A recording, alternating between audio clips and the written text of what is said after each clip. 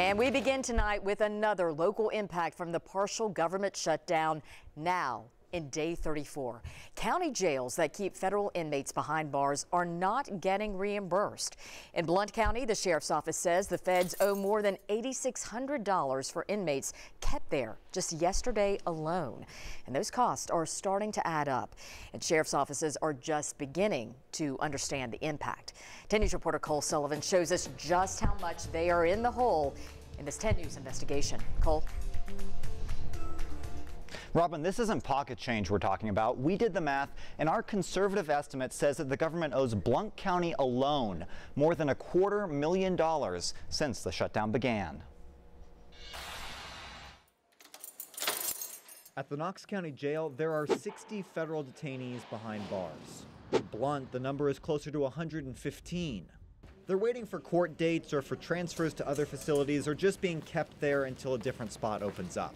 But now, because of the partial government shutdown, the counties aren't getting paid for housing those inmates. And the bill is adding up. The Blount County Sheriff's Office says it gets paid $75 per inmate per day, and they usually have more than 100, which means the feds owe them upwards of $255,000 since the shutdown began. The Knox County Sheriff's Office says it keeps about 60 inmates per day and gets $67 for each one.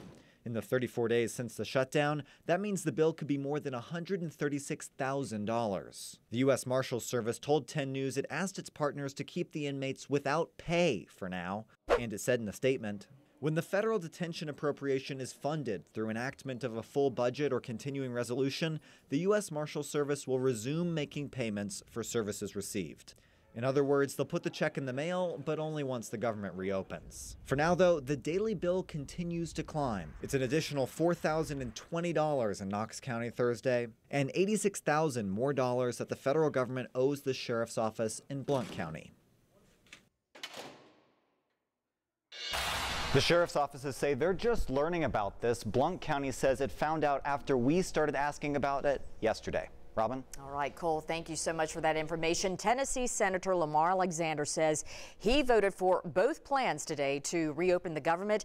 Senator Marsha Blackburn voted for the president's plan.